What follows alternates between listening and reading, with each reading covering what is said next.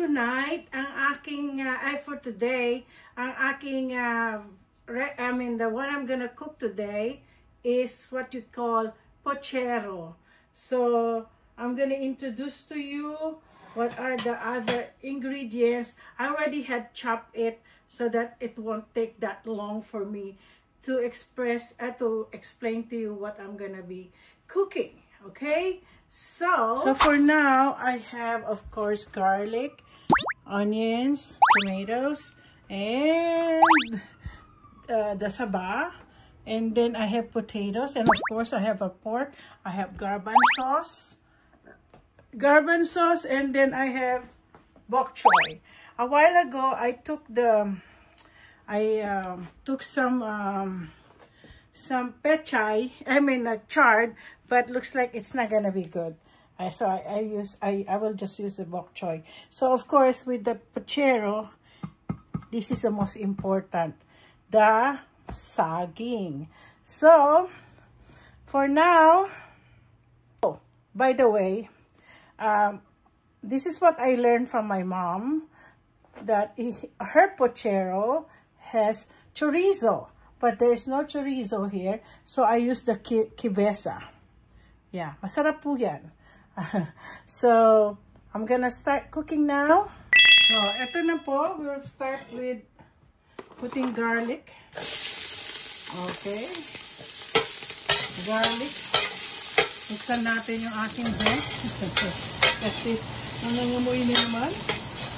So, next is the onions. Natin ang hiling mga saging onions. Konti lang nilagay ang ilalagay kong kamatis kasi may tomato sauce kasi po akong ilalagay. So, ang bango na. So, okay. So, iluluto natin mga yan. Gisang-gisang-gisa na po siya.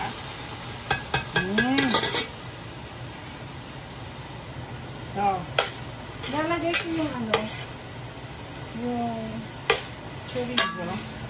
Ay, kibisa.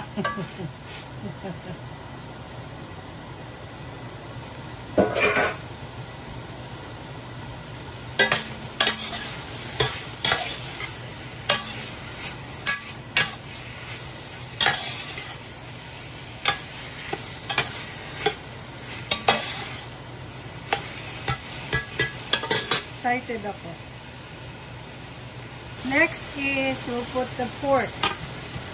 This is the pork pochero. I use the pork belly.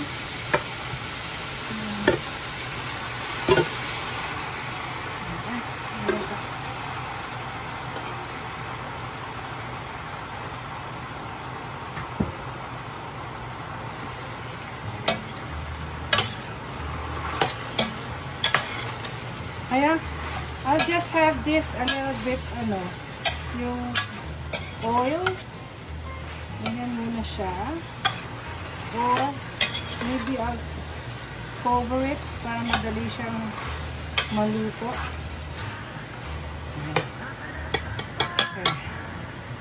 I'll cover it first.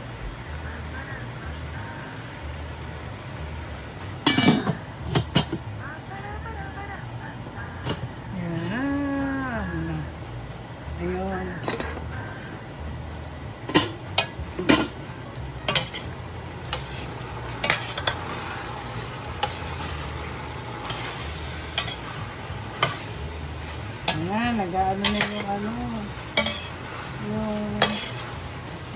mamoy. Okay. Ito yung ating Ngayon, para lumambot, lalagyan po natin siya ng sabaw. Ayan pa ba ang sabaw? Ayan, lagyan natin sabaw.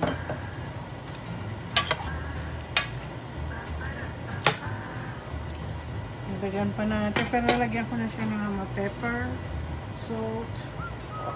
Yeah. Yan natin na Gusto ko lang lagyan.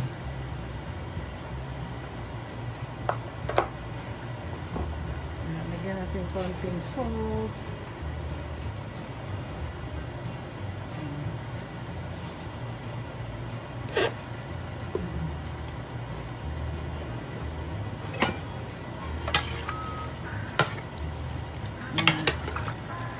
Dagdagan po pa natin to ng sabaw para madami sabaw. Dagdagan po natin ng tubig para maraming sabaw. Kasi di ba ang pochero, madaming, dapat may sabaw. Tapos ngayon, wala kasi po akong ano, so ilalagyan natin siya ng bulyon. Okay. Lalagyan ko lang ng bulyon. Yon. Kaya na naman natin siya pakuluan. Let's open.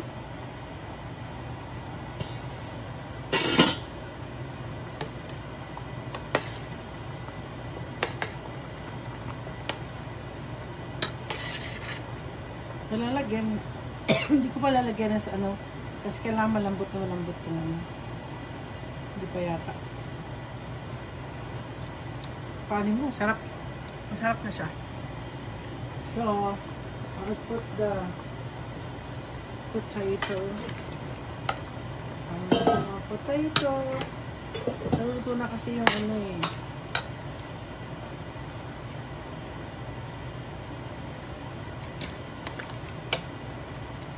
Ang dami kasing gulay na to. Gulay. Too many gulay. Sabay ko na rin kaya. Ay, malambot na rin itong ano. Ayan. Ayan. Next is we'll put the garbanzos. Kuluan na naman natin yan. Dito na kasi yung saging eh.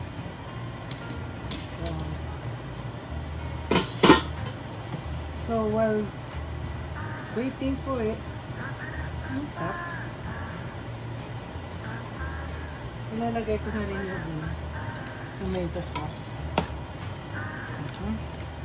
Masarap yung tomato sauce ko kasi may nakalagay na basil, garlic, and oregano. Ito laging binibili ko.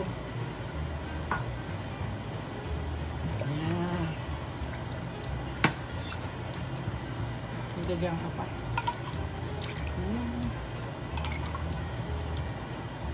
Let's put this on boil. Boil na naman natin siya. Dadagdag po ako ng ano, para mapula-pula. Nilalagay lang ako ng tomato paste. Natutunan ko na itong tomato paste eh.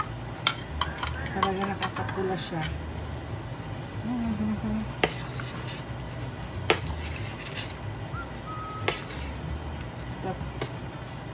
Ito po laging ulam namin. Growing up with pochero. Gawa ng nanay ko. Dami ko nakakain nito pag ako'y ano. Oo. So, ilalagay na natin ang saging. Nadamihan ko yung saging kasi wala nang may gusto ko saging. Oh. Sinanihan na nga ang sabaw. Sarap. Kuluan natin ulit. So, this has already been cooked. Look at that. Sarap. And then, I'll put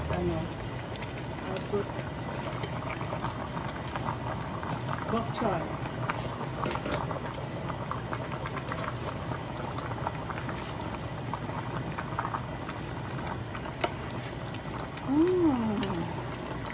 Ang sarap ng aking ano.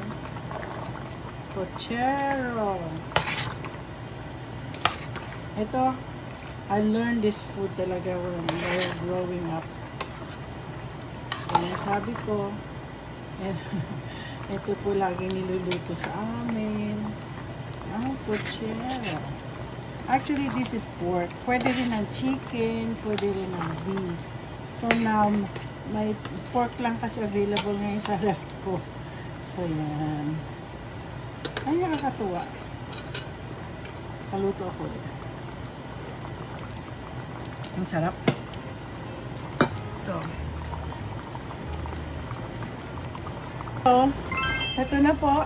Kumuha ako ng konting rice. At nagkuha ako dito sa sumukan ko na yung baboy. Ang lambot niya. Patatas. Ano pala nalagyan mo?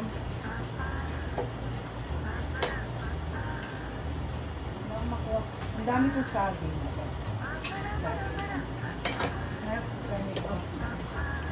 Tapos saging. Ito nagpapatamis.